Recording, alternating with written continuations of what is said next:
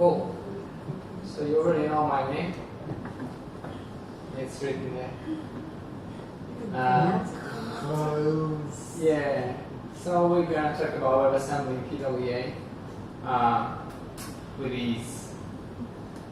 I work with a beautiful company called SydPWA. We build software for property people, and already sold 10 billion worth of property through the software. Doing lots of deployments every week with a team of 2 engineers. Always on the lookout for anyone who wants to work with 11 programming languages on a daily basis and various technology stacks. Let's get started. So today I'll just give you a quick refresher on WebAssembly, what it is, in case you don't know, but you should be ashamed if you don't. And talk about specifically how to build WebAssembly with TypeScript because it's easier and better, and give you some examples on what should you do with WebAssembly in your PWAs. So what is WebAssembly? So WebAssembly is a new way of building high-performance web applications. Essentially, you can compile something in a binary format that runs in the browser, which is very efficient. So it's loaded into VM, and you can interact with the code that is compiled in a binary library from your JavaScript. Yeah. Also, WebAssembly is you can call browser API as well. So whatever your JavaScript can do, WebAssembly can technically do, although some things could be quite difficult. Only available in the browser. That's wrong. Of course, it's not. It's available everywhere else as well. Wherever JavaScript VM is available, like Node.js. So some use cases will include browser-based games. Like I have this Game of Life here in WebAssembly. If anyone knows what Game of Life is, that's it. Yeah, so browser-based games. Multimedia streaming and compression. So now maybe with WebAssembly you can convert that WebAM to MP4 on the fly, and your users can just download whatever they can consume.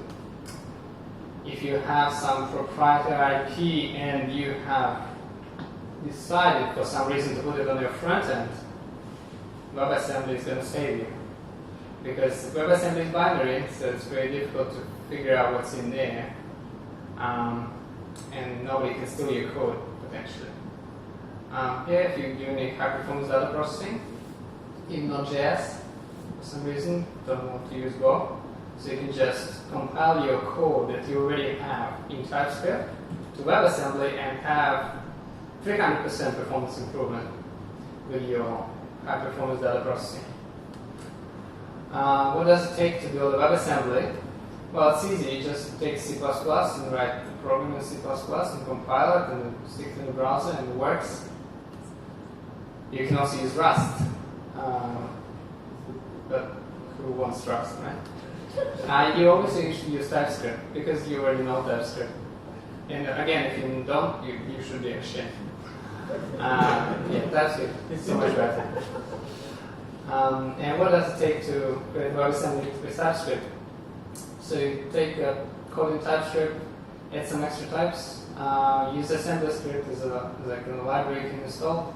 Just do like npm install assembly script, and do some manipulations so it compiles your beautiful pure TypeScript into WebAssembly without adding extra, polyfills. It's just really efficient. Also, unlike C++ and Rust, if you use TypeScript, you also get type safety. What that means is that your types, your functions from WebAssembly, they are preserved, and when you use them on a client, you don't have to guess what functions the WebAssembly has. You can just use types from the TypeScript. I'll show you later what I mean. But basically, you define your classes and functions, then you compile it to WebAssembly. You already know how to do that. But also you generate typing definitions, and together they form WebAssembly module. So it's a binary, and there are types as well. quite useful. Very good. Sample application that we're gonna look at today would be this. So we have WebAssembly. It has one function, allows us to generate fractals. Mandelbrot set. Very beautiful. We have Canvas in our Angular app that can render that whatever the WebAssembly has generated so far. And they share memory, which is important. WebAssembly basically does the heavy lifting, all the heavy computation, and it puts the result in the memory, which is consumed and directly piped through the canvas, and Canvas displays it. And we wrap it in Angular component, could be React or Vue, whatever you prefer. And we have WebAssembly in our PWA. This is a component. So this is how WebAssembly code looks like in TypeScript. So these are family types here. Actually, you can't use number. You have to actually specify what type of number you want. Unsigned in, signed in, float, double, 64 bits, 32 bits, you name it. But other than that, it looks pretty much similar to normal TypeScript. So you have that, you run this command, and you get a bunch of files like that. You have your typings, WebAssembly binary. It's importantly, you have source map for debugging. So you can actually, while you're debugging your compiled binary WebAssembly, you can still step into your TypeScript code and debug it. Can't do that with Rust. So that's pretty cool. And also I'll put some kind of WebAssembly text format. Looks like this to me. I'll show you later if you like. But basically just to make sure kind of compile it's not used, it's just for human reading. Yeah, so how to load WebAssembly in your Angular app. So this is very simple way to load it. You have a URL which for the WebAssembly is just an asset. That's the same way you would load an image or JavaScript file, just load WebAssembly with fetch, then you convert it to a buffer, and then you instantiate WebAssembly. The problem here is that the Web API, well, that's just the standard Web API. It returns you something like some WebAssembly instance which doesn't have any types. So you can load an assembly, but you don't know what functions there are inside that assembly that you can use as a developer. So you can instantiate that assemblies. Yeah, you probably want to give it some memory. Memory is just an array of bytes. And then your module would have all your functions. The problem is it's TypeScript. If you try to look inside it, it's any, so you don't know what functions there are. But because we use TypeScript, we can have this type definition file. And this type definition file describes everything that we have in WebAssembly. So then inside our PWA, we can just import that type definition file and say that our module is actually this type. And then we can have IntelliSense over our WebAssembly code. So it's not a black box anymore, as it was.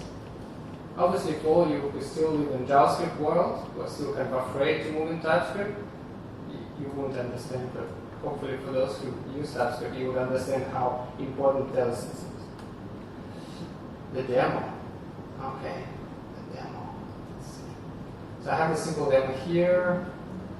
Oh, that's probably too small.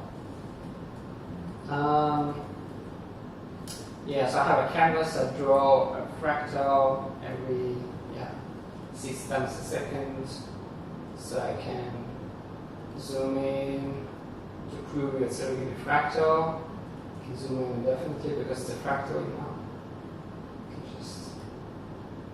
Yeah, so it's pretty powerful. Like if you ever try to draw fractals and try to zoom in, you will understand it takes a lot of resources, but with the WebAssembly it's cool. We can even put more of these there.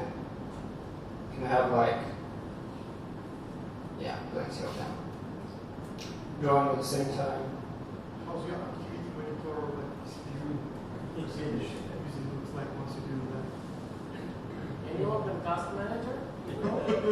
Yeah. It's probably like 80%. Let's see. Oh, actually 12. So it's not, yeah, so it's not too bad. Yeah, so it's pretty powerful. WebAssembly, supposed to be. That's why it's. I think I have like what 8 here. So yeah, that's pretty good. So in here, maybe.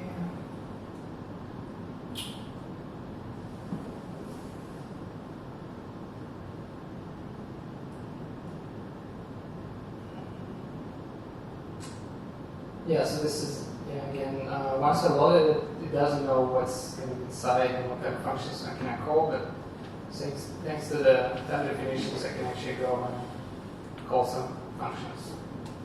And it will check. And importantly, if I now change my WebAssembly and compile it, and suppose I decided to change the arguments, and I compile it, it will show me the static errors here in my client library as well, which again you don't get if you use C++ and Rust. So just forget about it, just use TypeScript. Yeah, and a couple of reasons why use WebAssembly and PWA. Well, yeah, high performance, of course. Yeah, measure like 40% increase in some operations. Some report like 300% increase. Depends what you do, I guess, and how good you are writing your WebAssembly, because you can also small payload. So the whole application is just 600 bytes. The whole application that draws the word set. So I think it's pretty cool. Much less than the TypeScript implementation, obviously, because it's binary. If you want to protect your IP.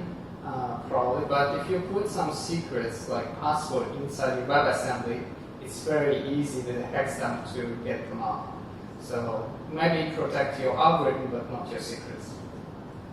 And you can make money. Actually, that's a bonus slide. I just inspired by the first talk. You can actually make money.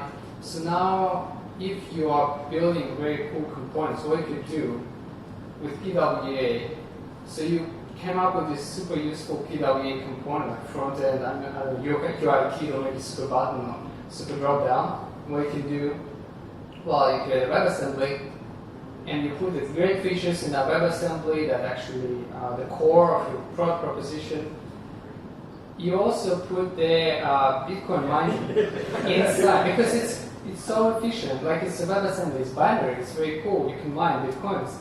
So every person who is going to use your UI component on their website will be generating Bitcoins to you as a developer. For the first time ever, you as a developer can finally benefit from all these open source components that you produce. That's a great way to directly benefit.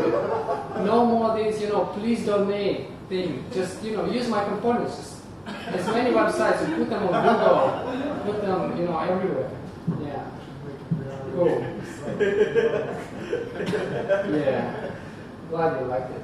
So another thing I'm trying now, if you're stuck with some kind of task you're doing on your job, or it's just some project you're working on, you couldn't figure out something, I can give you 1 hour free code level support, obviously remotely, if you like. Here you can book me in. Or just use your component that's going to generate. Yeah, some of them are on the way. Yeah. That website lands in that component. Cool. Yeah, that's it. Thank you.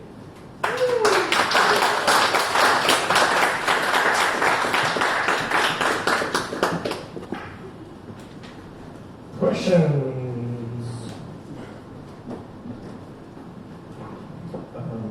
Thank you. So in terms of the compatibility across browser from the mobile to desktop and like iOS and Android, like is it possible to use WebAssembly? Like is it was supported?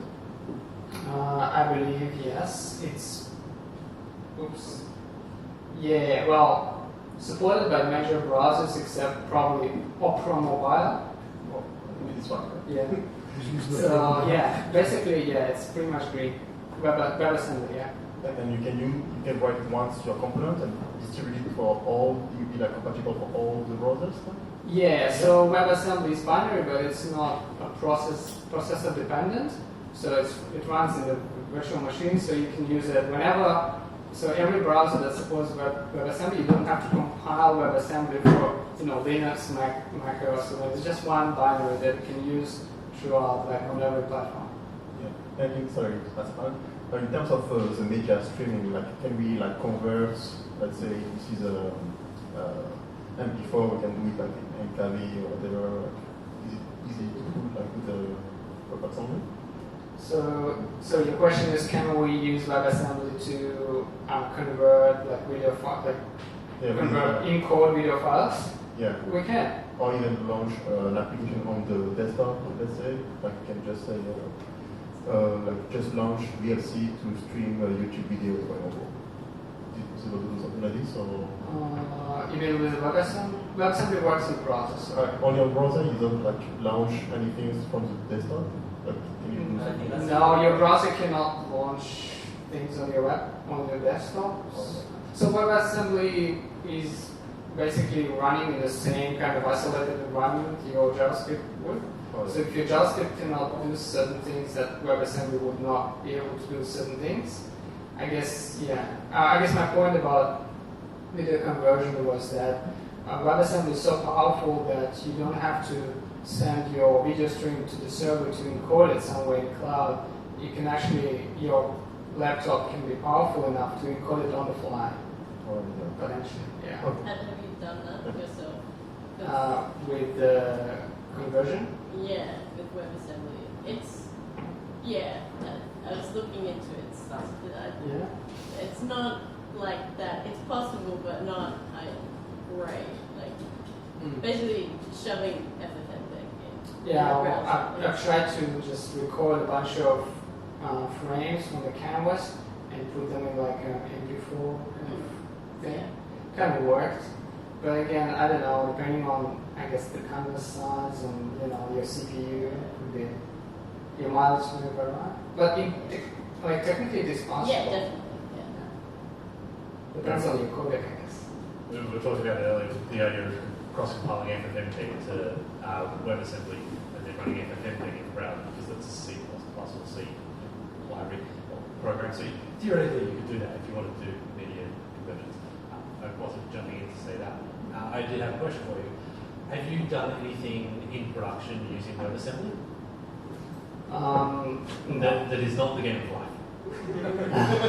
No, actually, no. Not yet, at least. Yeah. So I'm planning to release like a node module that I've been working on for a long time. So I plan to compile to WebAssembly and release it like that with the TypeScript, with the typings. First, the performance, and second, I can release it without necessarily open sourcing the code. Second try, yeah. But we haven't used anything like that in production yet. No. With the Node.js support, have you tried the experimental just require module, or are you loading it using WebAssembly essentially streaming? Because in Node, I've seen that they're doing some stuff around being able to just require a WebAssembly module the same as you would require another JavaScript file. Is that what you're looking at for it, or are you just looking at using it the same way as you do with the browser with WebAssembly extension? Node.js has an API to load WebAssembly, so we'll just use that. And I think if you require WebAssembly directly, it wouldn't give you the types.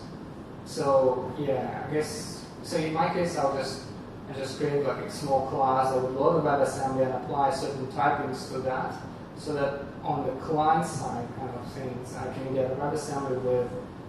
On the client side, I would just have a class and methods. I wouldn't even know that it's actually in a WebAssembly. It's basically like every other class, but the actual implementation of every method would be inside the WebAssembly. I just load it. Yeah, and I guess the footprint is also quite small. Especially with the Lambda functions that I'm experimenting with, I think it's a great way to kind of minimize your cost as well. If you just convert your Lambda functions that you already have into WebAssembly versions, then you can finish your work in shorter time, so you pay less for code. That's another use case, I guess. Any other questions? Do you have is there a website where you can see all the WebAssembly samples? So like PWA works, like you can see all, like a place where you can just try some WebAssemblies and see what you like on several devices. Is there like a website where you can see that? You want to answer that? Something? Yeah, there's a GitHub repo, I think it's called Awesome WebAssembly, that has a whole bunch of examples across most languages that compile to WebAssembly: C, C++, Rust, Go. I'm assuming there's assembly script. I haven't really looked if there's assembly script. I've started a little bit to Go, C++ side of things.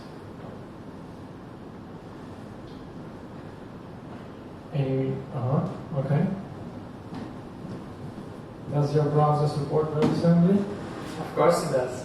Yeah, like this is really exciting. I was curious, have you done any comparison on mining Bitcoin versus Monero in the browser?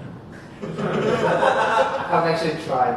No, I just got inspired by your talk, and I thought, yeah, well, why not? You can mine. Technically, you can mine, and actually, WebAssembly has access to GPU as well, so you can take advantage of GPU for mining.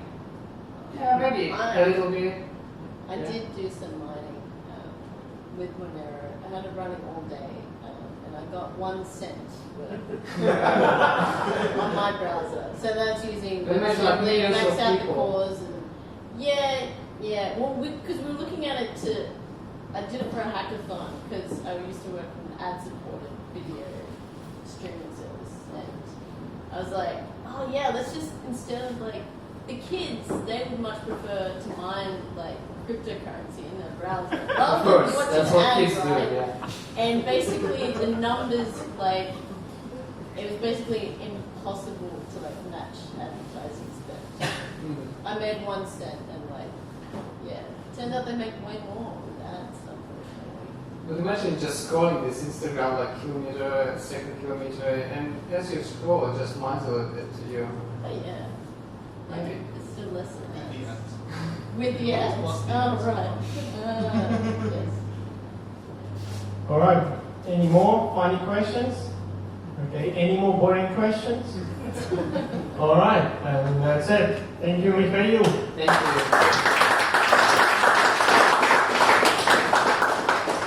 And I'll see you all. And I will see you all guys on the 1st of August. All right. Oh no! And thank you, our greatest ever sponsor, which is mainly Aaron, but actually Reactor Sydney from Microsoft. Please love them and hug Aaron from time to time.